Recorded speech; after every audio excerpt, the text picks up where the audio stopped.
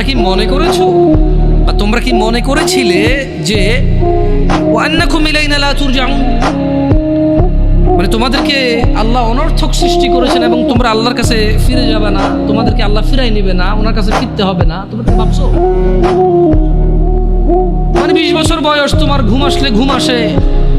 2 দিন জেগে থাকতে চাইলে জেগে থাকতে পারো, হ্যাঁ বল করতে পারো, ক্রিকেট খেলার সময় বল করতে পারো 60 কিলোমিটার বেগে,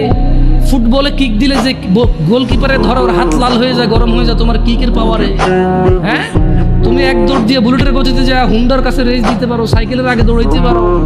হ্যাঁ আস্তে করে লুকিয়ে থাকা জাম দিয়ে যায় বিড়াল ধরতে পারো, পাখি ধরতে পারো,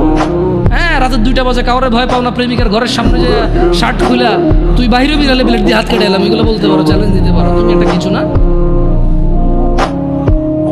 তুমি একটা কিছু মহিলা মেয়ে বয়স 15, 16, 18, 20, 22 বছর পর্যন্ত তো কিছু করে না, এই 14 থেকে 18 ভিতরে বাপকে বলতেছে যে তুমি লাগবে না, আমার ও আছে, ও হলেই চলবে। কত মানুষ গরিব আছে না, কি হয়েছে, নানা ধরনের উদাহরণ উদ্ধৃতি, মন যা চায় তা বলতে পারে। কেন এখনো জোয়ান যুবতী কোনো বিপদ চোখে দেখে নাই, যুবক যুবতী এখনো অভাব দরিদ্রতা চোখে দেখে নাই, বাপের ঘাড়ের উপরে খায়,